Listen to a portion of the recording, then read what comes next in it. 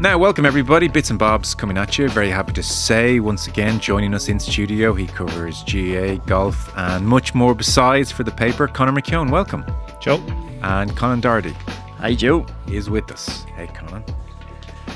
Jerry emails in, can I just say how much I appreciate Damien Delaney? First class insights into games I've watched. He completely changes how I see or saw things. More importantly, he took his Spurs dressing down like a champ. Keep it up, Damien, says Jerry. He really did. Oh, but could he do it on a Tuesday morning in Bits and Bob's studio? Well, he took it very well. Things going on, no particular order. Dennis Leamy has signed a 2-year extension with Munster. Contract was up this summer. Monday Night Football last night, West Ham beat Newcastle. Job-saving performance for Julian Lopetegui. Jamie Carragher calls out selfish Mo Salah.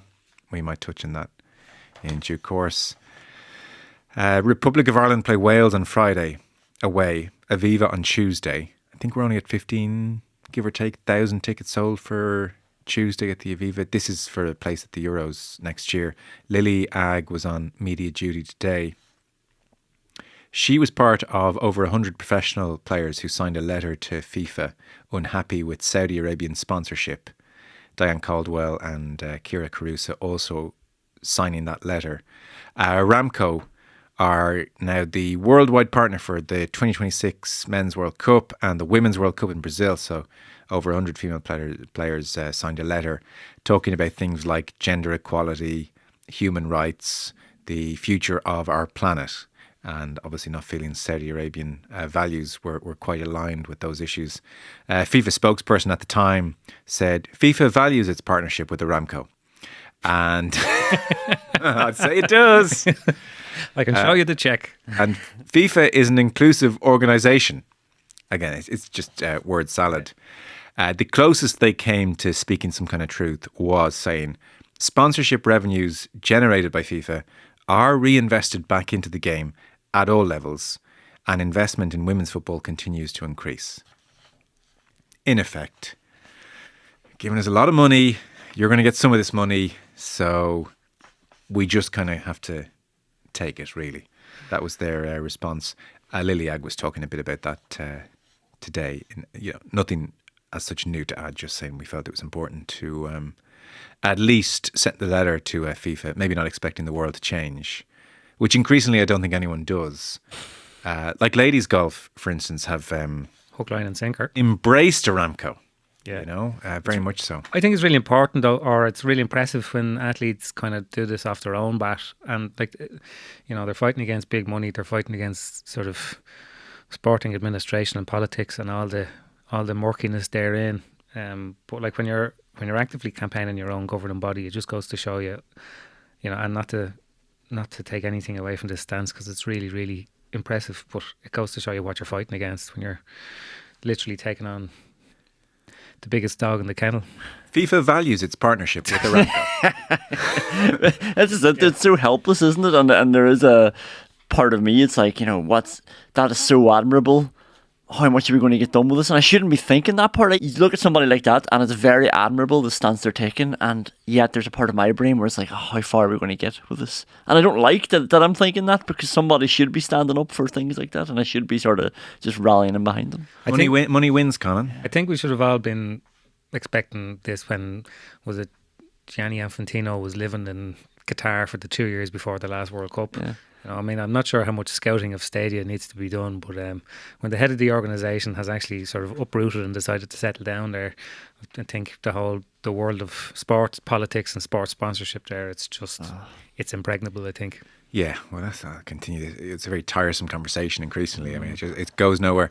But that was the vibe around Republic of Ireland camp today. Lily Agg was talking about all that. Again, the Wales game is on Friday away, Tuesday at the Aviva for a place at the Euros. Some further correspondence, Indosport podcast at independent.ie if you want to get in touch. Still no word from Protestant Dave. Starting to wonder if you did indeed live with him. But does he know that he is Protestant Dave? Oh yeah, he does. Yeah, I should actually just send him a text to say, "Here, we've been talking about you for a few weeks." No, don't. On this show. No, don't do that. Yeah. This has to happen organically.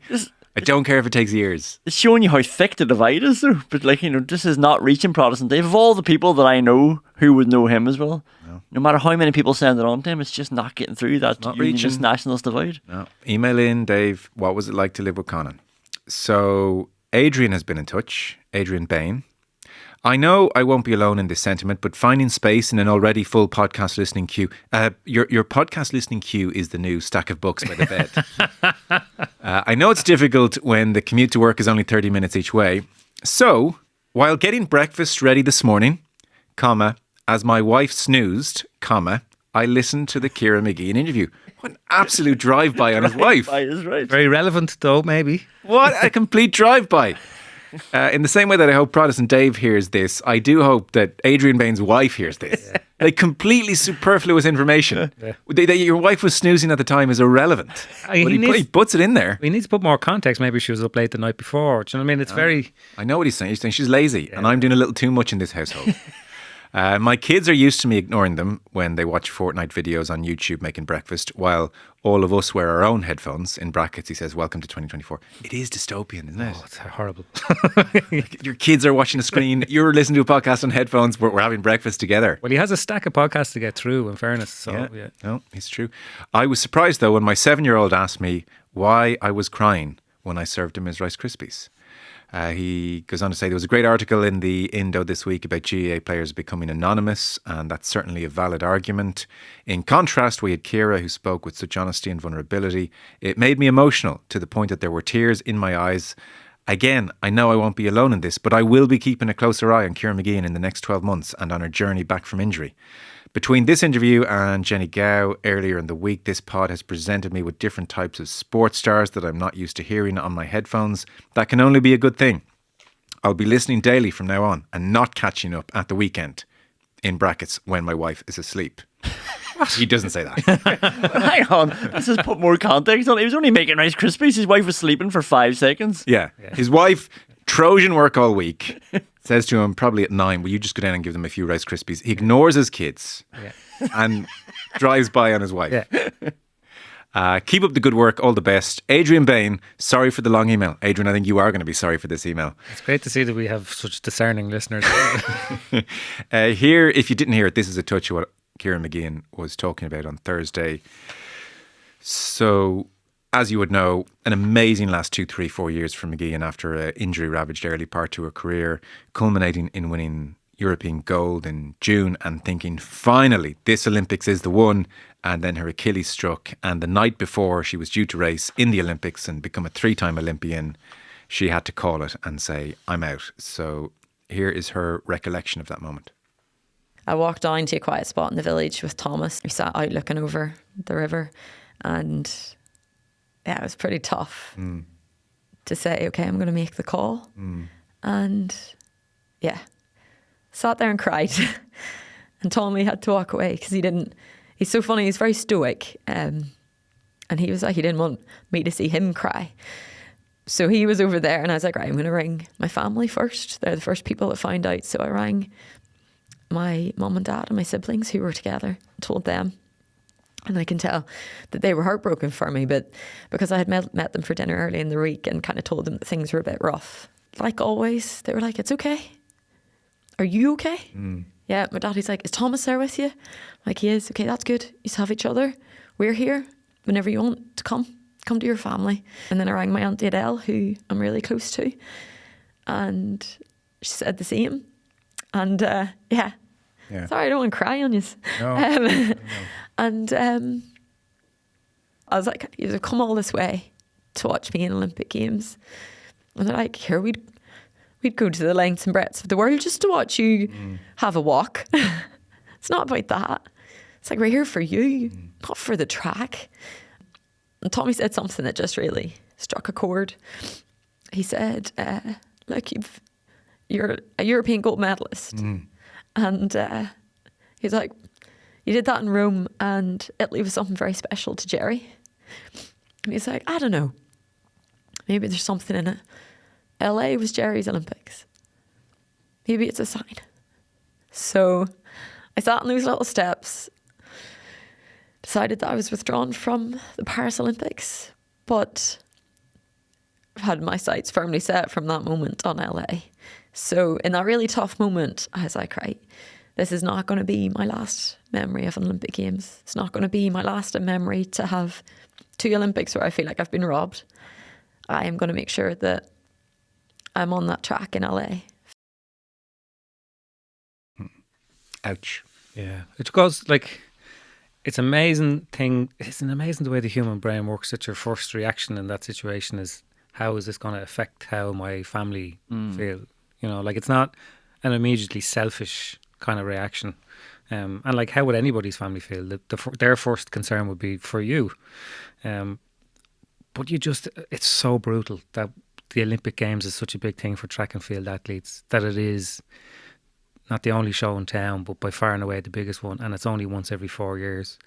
And if something happens to you around that time, like a bit like the Sonia O'Sullivan, you know, situation, when she was clearly the best in the world for 3 or 4 years leading into that Olympics, and something like that happens, it is quite brutal. It sure is. That interview is waiting for you in your feed at your leisure. So, a couple of other things going on. The Mayo exodus for the 2025 season is now an exodus. Taking a year out is the new black. Cillian O'Connor at 32 is taking a year out, and now news has come through that Pora Gohora at 31 has taken a year out as well. Now, he had a tricky 2024. They both did, actually, with injury and game time. O'Hora made just 2 starts across league and championship. Cillian O'Connor was very much in and out. He only started the group phase game against Cavan and Roscommon. He was on the bench against Dublin. And then in that penalty shootout game against Derry, he was on the bench as well. So they're both taking a year out. They're not retiring. And I suppose there's a bit of intrigue around all this. Like Colin Keyes was writing today in the paper, and he was making the point that the jump from 2024 into 2025 has not been seamless for Mayo management. A review after these first 2 years, McStay has a 4-year contract in effect. A review after the first 2 years took 13 weeks to conclude. And in the vacuum talk of backroom change, player responses to a survey and players being up in arms, as one delegate put it at a county board meeting, accelerated. So 13 weeks, to review these 2 years. And so Colin reckons that Cillian O'Connor, and I guess now Pora Gohora, taking a leave of absence can't be easily dismissed. They need him as much as they don't need his absence, casting a shadow over their season. He was also in that same piece. It was very interesting, talking about how Cillian O'Connor and Aidan O'Shea basically never featured together. 1,000 minutes across league and championship, and they were on the pitch at the same time for 145 minutes together. Often ships in the night when substitutions were made for whatever reason. Obviously 2 of the mainstay players of the last decade or so. So is there trouble here in Mayo? Something, are we jumping to conclusions, or is there something kind of a bit murky? There's always trouble in Mayo. I know whatever it is about Mayo, there have been a few fairly nuclear winters. I wouldn't say that this is even in the top 3 in the last 10 years. But the fact that it took them so long to complete the review process, and the fact that it dragged through a couple of county board meetings, which I think the Mayo News were in attendance and reported from. And one delegate says players are, quote, up in arms. Yeah, and that was only the half of it. Like there was all sorts of speculation going on, and I think around that time, Aidan O'Shea did an interview after one of Brafey's matches in the championship and said, look, why is this happening? Like, why does this have to drag on so long? If something has to happen, let's kind of make it happen. So, like, the management were back. I don't think it was ever really in doubt, but they obviously wanted to make sure that I think ever since the 2 lads went, Kennelly and Holmes, I think there is a protocol around reviews and ensuring that players are properly consulted at all times. So I think there was probably like a process there that had to be fully gone through before anybody could rubber stamp anything. But clearly it wasn't the most. You'd think they'd say, oh, well, let's get this process down from 13 weeks to a month. Yeah. But O'Connor's an interesting one, because I made this point earlier on. He's by far and away the championship top scorer. Like, he became number 1 5 years ago or something like that. And yet he's never really in the conversation for, like, he's the most prolific player in the history of the championship, and he doesn't kind of get that recognition. And maybe in Mayo, with the emergence of Ryan O'Donoghue, who was a really good free taker, and obviously somebody who's a lot younger and has pace, and somebody like Tommy Conroy, if he can get fully fit, who scores a lot of goals or potentially should score a lot of goals, they're not going to miss him as much. But like I have Killian O'Connor down as a fairly strong-willed, experienced player, and the sort of guy that if he can convince to stay around despite the fact that you're reducing their game time, can be fairly invaluable. And you sort of would have thought of all the years anybody getting into their 30s that they would just hang on for another year to see out of interest would be this year, because it's surely it must be fresh for players now coming in. The whole thing is just turned on its head. We're not in the same training sessions, we're not in the same analysis, you're not in the same problems as all the last 5 years. This is a completely new game. You think forwards, like you're sort of touching on, would be interested in that and how it would play out.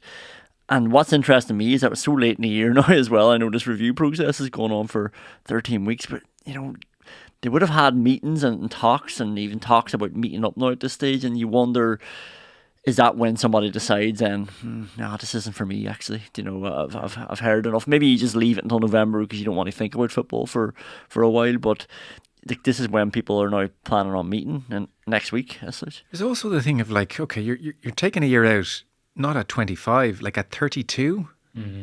Maybe the next year might be the best of your remaining years, because you're not going to Benjamin Button this. So it is kind of striking. Yeah. And as well, it is potentially 2025 the most open All-Ireland Championship from this vantage point that there's been in 20 odd years, perhaps. Yeah.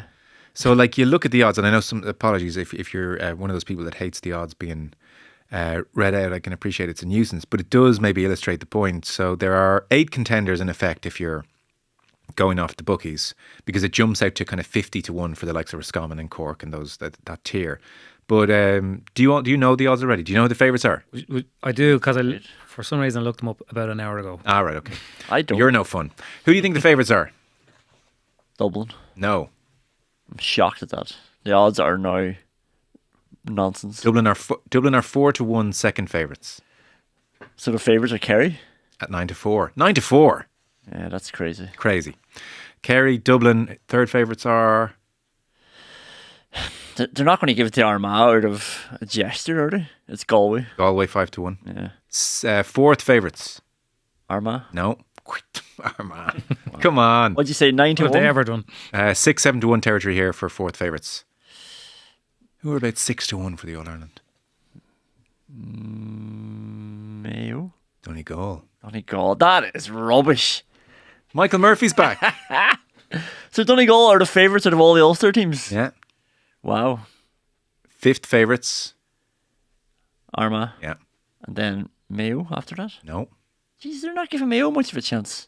Not After that, it's probably Derry, Tyrone. Correct. Derry and Tyrone joint at 12 to 1. Mayo at 14 to 1. And then we're into the Ulster runs. Okay. So yeah. Kerry, Dublin, That's Division Galway. 1, by the way. That's like all next year. Really? Next year is the most competitive Division 1 I've ever seen. Okay. Just in terms of the general levelling off and the fact that there's no immediately obvious relegation candidates. Like you could build I know a lot of the league next year is going to be about the experiment or the trial rules, but all of those teams have points to make. I don't see anybody being like, say Dublin being the classic example. Like for the last few years, the Dubs have been no crack because it wasn't really about what they did in February or March or April or even into the Leinster Championship. It was, can they win the 2 games that are going to stop them to win the All-Ireland? That's all it was. Whereas I think now everybody's going to have to get something out of the league next year. You can't keep anything back. Nobody even knows what the game's going to look like. And in Division 1, I don't think any of those teams could kind of withstand the relegation and be able to brush it off and go and, fulfill those odds when it comes to summer. Yeah. Your 2GA, man, this is a shot to nothing, because if your answer here is incorrect, it's completely forgotten about. But if your answer is correct, we get to play it back in about a year with some kind of hazy memory music, like we did to Damon Delaney. Who's going to win the All-Ireland 2025? Donegal. Donegal! Interesting. Can't bring myself to say those syllables. But do you think? I think Dublin are just default favourites all the time in my head, and they've got loads of great young players that they haven't blooded through yet. Interesting. Congress is on Saturday. So what's been happening this week? Again, Colin Key's writing about it in the paper. F4C members have been visiting different county delegates this week just to try and shore up the vote. in some cases, you were saying, Connor, to explain some fairly basic issues around what's happening to delegates who will be voting? Yeah, well, I think there's been such a flurry of kind of media activity around it, and it's such a big, broad subject matter. Like, there's lots of rules and there's lots of debate and conversation over it. I think some of the key points that the FRC are trying to deliver this week is they want to make sure that the people who got to Croke Park on Saturday know what it is that they're voting for, and they want to make sure that they have the rationale behind it. You know, I think people can accept if not everybody agrees with you and doesn't vote for you. But I think, like, I know Colm Collins was in Tipperary last night. There was a county board meeting. He was in Clare. I think he was supposed to go to Limerick. A lot of the FRC members have made themselves available physically in the flesh to go and explain to delegates, look, this is what the rule is, this is what it's going to look like, and this is the rationale. So the first thing I think they're trying to get across is exactly what people are voting for, to make sure that they have that idea in their head. And have they found a degree of ignorance on the delegates' behalf? Yeah, just people need to, I think, brush up a small bit. That seems to be the that seems to be the point. Did they miss the trial games? Do they not read a paper? I think the other thing that maybe people don't quite grasp, and again, because there was such a flurry of interest in the rules themselves, I think people don't fully appreciate that there is going to be a mechanism. Like, the FRC don't, like, you know, have a party on Saturday night and disband and, you know, tell each other they'll keep in touch. They're in situ for another year, and there will be facility for them to recommend. So after 2, 3, 4 league games next year, there's something very, very obviously wrong with these rules. They can recommend to Central Council that they're changed. And, you know, I think that what they're making the point here is that, you know, to get this over the line, they have to be very forceful and they have to be very convincing that these are the antidotes for what they're going for. But they're not married to, like, they're not ideologues here. They're not married to the ideology of the 2-point arc being or whatever it might be, or the 3 up. So they are totally open to the idea that they've gotten everything wrong. And they're glad to have the facility to change, and they will change. So they're trying to reassure delegates, just if you vote for this on Saturday, it doesn't mean we're tied into these things. Yeah, like, it's not going to be But sorry, again. Yeah, it's not going to be the hill that anybody dies on. Yeah, but like, they've been this is old news. So, well, it is to you and me. Not to the people voting. No, but I do think the general sense is that they're going to get this across the line. See, that they're the soundings. Colin Keys with the same opinion. He was also saying, by the way, that this football review committee, they have no plans to allow for a dilution of the package, as in club football and intercounty level are going to be playing these new rules. They don't want an intercounty only season. That's very much what they're pushing through. Some counties, it seems, have expressed misgivings about the rules at club level, and they would prefer for a wait and see approach at county level first. But the FRC has said, no, we want everybody all in. Now, they have made an allowance, by the way, for clubs. If you're an interested club player, the motion this week will allow for the rules in competition at club level to wait until March 31st. So you might see a few rounds of the league, or you'll have time to train with it before, if you're playing competition at club level, it will affect your world. But March 31st is the deadline for club competitions implementing the rules. So that's the state of play. Yeah. Happy with that. I would have been so disappointed, I think. I know counties are lobbying to say, let's keep the club the same. It would have been really strange just to have the club level just sort of back a few years. It would. And this sexy new game happening on TV. No one wants that bifurcation. And it's players as well. Like, players want... That was a golf joke there. Nothing from you. I looked at you when I said bifurcation. Yeah, I was like, I can't move smoothly between codes the way you can. I'm very much in GA. But like, players, club players, so far as I can make out, and speaking to people in the FRC, the feedback from club players is they're completely in favour of it. Oh, right. Yeah. They want to play this game. Okay. But where the resistance is when you go, not that there's resistance, but like reluctance or angst about how it's going to be implemented. It comes from administrators and referees, you know, because they're obviously the people who have to look at who's going to line the pitch, who's going to train the refs. Logistically, how does this work? But I suppose ultimately, like, who are you bringing the rules in for? It's the people who play the game and the people who watch it. So it's either the right thing to do or it's not. Just a point to make as well. Pat Gilroy made headlines in the last week or so. He was speaking to Kieran Cunningham. And in effect, he came out and he resigned from the Croke Park Stadium Committee and from the GAA's Audit and Risk Committee. And in effect, he was not happy with the path, he says, that the GAA is going down, which is not compatible with what the organisation should be. So he said that he'd been told there was a motion this weekend debating payments to managers and effectively regulating and rubber stamping payments to managers. Just to say, he may well have got the wrong end of the stick. Obviously, he's resigned. It's a big step to take, but there are no plans for anything like this at Special Congress this weekend. And at the moment, it's not even on the agenda for Congress in February, normal Congress in February. Now, Charlotte Burns has floated the idea of we need to talk about payments to managers. He has set up an amateur status committee. But for whatever reason, Pat Gilroy seems to have been of the understanding this was going to be debated at Special Congress, and has kind of almost walked out in a fit of pique and said, that's not the organisation I want anything to do with. Yeah, it's unusual. Yeah, he used the example as well of how a manager can sit in front of a county, and I can understand because the way Pat managed his teams as well, it was very much about your identity and very much about sacrificing everything else you had for this greater cause. And I suppose what he's hinting at there is if you're sitting there and you're getting paid for it, how can you transmit that to players? But like it's not that it's like, it is obviously kind of a murky space, but like coaches are paid, like physios are paid, medical personnel are paid, and it's a very strange ideological sort of border to have between, well, your manager isn't because that's the person who runs the whole thing, but a lot of your coaches and backroom staff are. I'm not. I mean, when we say coaches, so I agree with them. The more I think about the GAA, the more you look at the world. Like, look how beaten are we? Aramco. It's like, it's just the world. Once you allow a slide, it's gone. It's over. Yeah. And the more you look around at the world, the more extraordinary the GAA is, and like wonderful. And so I've no problem with the physio being paid. That's a physio's profession. Similarly, a doctor. But the more I think about it, managers and coaches should not be paid. And I'm increasing disdain for this under the table BS, and I'm so with them. And actually, these coaches and managers who stand in front of players and are getting paid, they're doing everybody a disservice, themselves, the players, the team, and the association. So, like, I'm with Pat Gilroy. If he had been of the understanding that this was happening this weekend, I'd sort of be right behind him. Now, it's not happening, so it's kind of a strange one. But I do think it's wrong that the coach is getting paid. And there's this, it's bullshit. Like this under the table, look, we all know I'm getting a few quid, lads. That's just the way it is.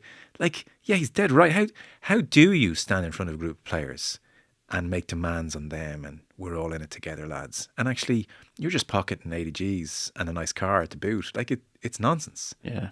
And if you can fill under 8 teams, under 16 teams, whatever, if you can fill every team in your club, you'll find somebody who could fill your senior team as well. Like, that would actually be a dream job for people without getting paid for it. I actually do agree with Pat. Now, part of me also thinks, like, we can't have our heads in the sand either. It's happening, and maybe a double manager has never been paid before, but you can guarantee that the vast majority, probably all of them, all those players will go back to their clubs and their managers being paid. So it's not like it's not something that they're not used to.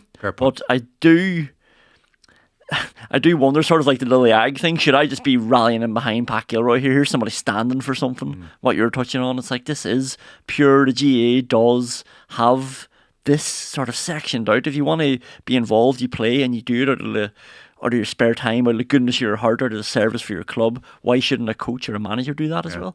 And I know for myself, I actually, over the last few years now, I've had offers to get money from GA teams. A lot of it to do with analysis, which is probably something similar to a physio, where it's your job. Like, you can put something technical together. Yeah.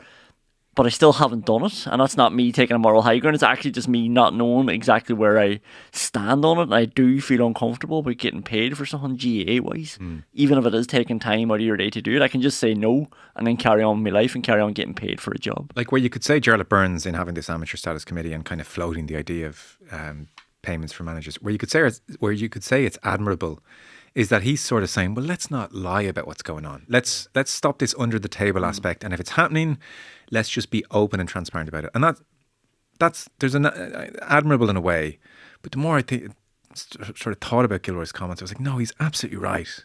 Let's go back to first principles here, and let's get this out of the game.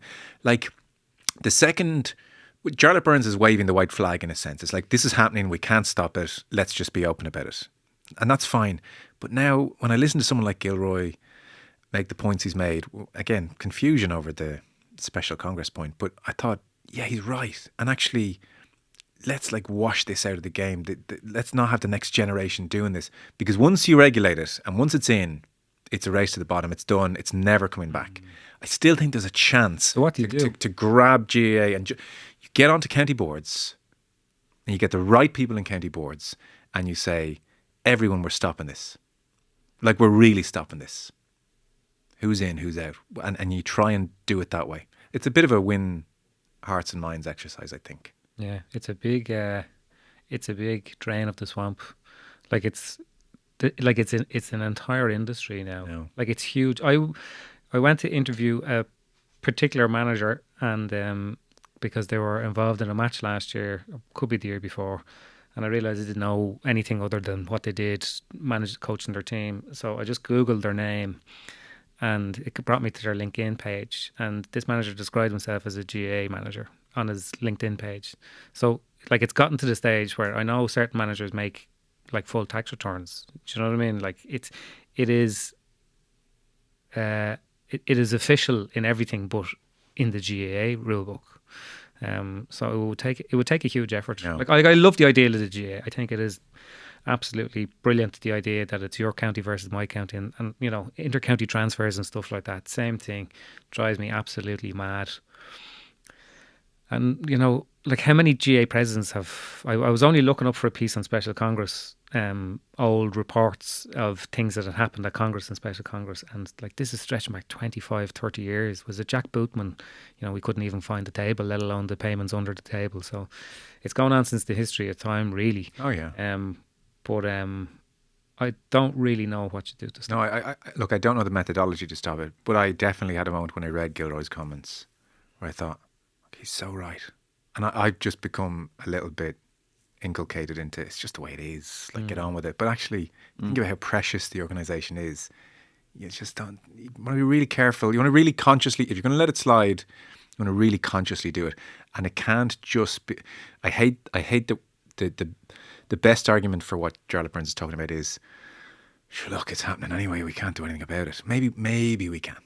Let's have that conversation first, because it's so precious. And you could definitely go after it because, for example, your GA manager is one thing, but then there's a lot of coaches who are being paid. Yeah, and what's that about? It's probably easier to tie them down because it's hard, say, to get a coach on board for a year because it makes more sense for them to be like, well, actually, I'll go down there on a Tuesday and then they've got a training session on Wednesday, Thursday. Coaches could fill their whole week going to different clubs teams, and doing sessions and really great coaches at that. And clubs are learning, so there is an information sharing benefit to it. But, you know, if a coach isn't involved with a team for a whole year, you know that you can make an assumption that something's happening. Like, you know, if coaches are the goodness of his heart driving to a different club team every single night of the week. Yeah, But it's also you know, the highest ranked people, you know, outside of Central Council are the people who run county boards. Yes. And they're the ones facilitating this. And absolutely. I've spoken to people in different county boards, and there is, in a certain way, there's a kind of a hear no evil, see no evil. You know, they go to appoint a manager, the manager tells them what the package is going to cost, and as far as they're concerned, the package could be, you know, embroidered t-shirts, but it kind of, the manager looks after it after that. Who gets what is kind of on them. So county boards know it's going to cost a certain amount of money to run a team. What they don't know is who's getting what. So I'm sure there are plenty of county board officials who lined the pockets of managers in their county who wouldn't know whether they did or they didn't. You know, they're quite happy to do it. And then in some cases there's supporters clubs, there's fundraisers. Then in other cases you have 3 people from the same county make a twice weekly spin to another county. All 3 of them put in for expenses for 4 times a week, despite the fact that they're all in the one car. So you're actually legitimately paying them in some respects. So there's like the fact that there are different methods for doing it. Yeah.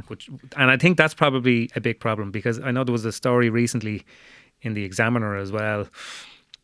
John Fogarty wrote it that a couple of county boards are currently being audited by the taxman, basically. And you know, if you're looking for some dodgy payments going around. I would imagine that if you got deep into the books of clubs and county boards, there's definitely going to be something there in a few of them. There's an innocence to it as well, though. A lot of county boards are just trying to do the best they can for the players. They feel like this is happening everywhere else. We need to now spend and get the best team involved, even down at club level. That's the beaten down argument. Yeah, and club managers know, like, I need to get coaches in as well because I need to give the best chance here. Pay Conan what he wants. Just before we go, very, very quickly, we've gone slightly over time. Monday Night Football last night. Not impressed, Jamie Carragher, with Mo Salah. So Mo Salah never really stops and talks at mixed zones. But you know what? Just after that win against Southampton, he thought, journalists, I think you're all right. So he stopped and had a little chat, and obviously his contract situation came up.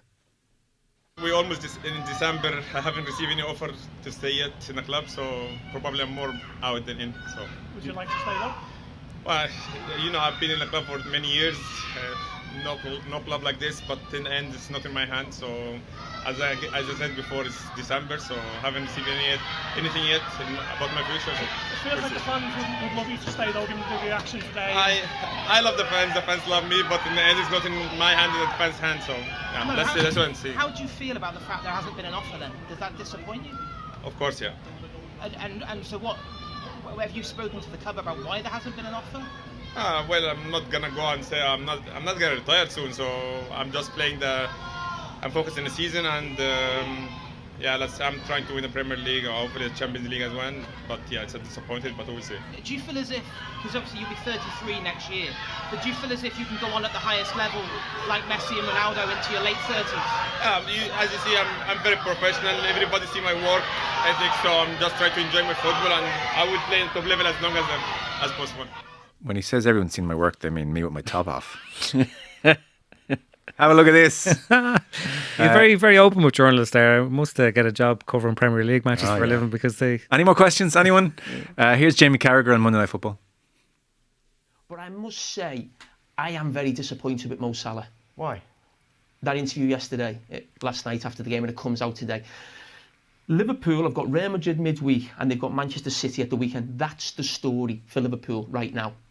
And Mo Salah, we're all quite aware, certainly the local reporters are in Liverpool, that in the 7 years he's been at the football club, he's stopped in the mix zone twice, which is right, which is absolutely fine. But he decided to stop for the third time away at Southampton on the back of winning Liverpool the game and putting that out.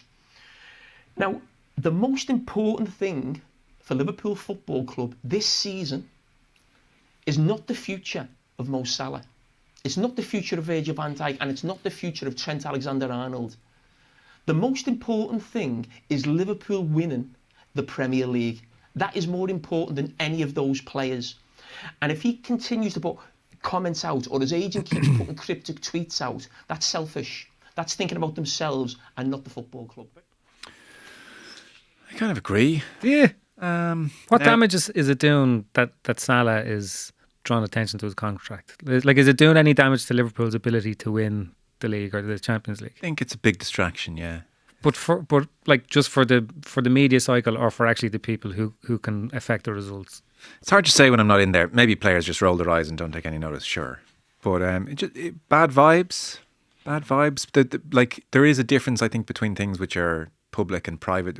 Saying something publicly just can change the nature of it a little bit, I think. I'm not saying it's going to derail their season, but yeah, I do.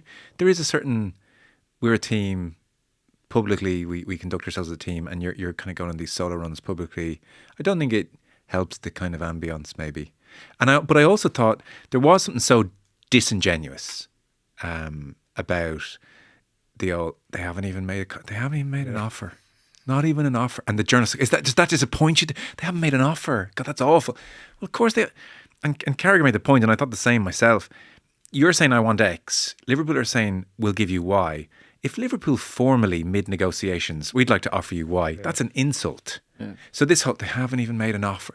It's not like they're not talking to you or you're ignored in the corner. Yeah. Oh, we forgot about Salah. Yeah, so we're mid-negotiations. So if you're saying, I really don't think Y is good enough, it's provocative to go, we'd like to formally offer you Y. So this whole, they haven't made an offer. I think the fans, bringing the fans into the loop, or certainly trying to bring supporters onto your side by saying things like that. You know, like if you're a Liverpool supporter and you watch Salah and you see how good he is still and how good he has been for the last 7 years. Yeah, amazing. And the idea, and your idea is that the club, you know, the suits, the guys who don't understand football aren't making him an offer. Like, you're apoplectic now. And I think that does, and yeah, this is Salah's last contract, right? He's 32. So how many more big contracts is he going to get? He's already on 350 grand a week, according to reports. So like, how much could he be looking for? And how many clubs in all the world could afford what it is he's looking for? So, you know, that's where the pinch point is there now. Like, who's going to take a 32-year-old Mo Salah at, you know, how much? Like, what is he looking for? $500,000 a week? I don't know. Carragher, looking at the comment section under the YouTube of that MNF, is definitely in the minority. The fans are all like, it's a disgrace. You know, the board are a disgrace. Carragher, you know, the cheeky you, Stevie Gerrard did every bit as much. You didn't call him out. And they're all very much pro Salah. The fans deserve to know, kind of a thing. So like, it's gone down very, very well with fans. But I can see from a player's perspective how if Carragher's putting himself in the mindset of a dressing room, I don't know, like, do you want Trent doing it next week and Van Dijk doing it the next week, and let's just come out every week and say, nah, still no offer? But you know, Carragher saying like the most important thing this season is Mo Salah's contract. What is the most important thing to Liverpool's success this season, though? Like, what's the most important ingredient to that dressing room? It's Mo Salah's happiness. And we're talking about bad vibes, and if Mo Salah's feeling bad vibes, eventually that's not going to be good. And if I was a player in that dressing room, they all know this guy is like head and shoulders above the rest of us. This guy is so important to us winning anything. Yeah. Give him what he wants. If I was one of the players, I'd be shouting as well on the YouTube pages, being it's a disgrace. Yeah. I think I'm in the minority with Carragher. I think for sure. Well, it'd be funny if they gave him a new contract, gave him what he wants, and then he scores a goal and takes his top off next season, and you find out that body fat percentages exploded. He's spent most of his money on Pringles or something. It gets tricky though. So he does this week. Trent does it after the Madrid game. No offer, and then Van Dijk starts doing it. Things can just get a little bit messy when it just heightens the kind of the atmosphere, and it, you know, there's an unhappiness in the crowd. And so you have the crowd singing songs at the board. Maybe in a couple of weeks' time, it can just get a little bit. Yeah. Well, he's up the ante. Yeah. Well, the big things the clubs like generally tend to be very, very cautious about is giving big contracts to older players whose form can just fall off the side of a cliff. Like, how much money did Mesut Ozil cost Arsenal between wages that he didn't really earn and then trying to pay off the end of his contract?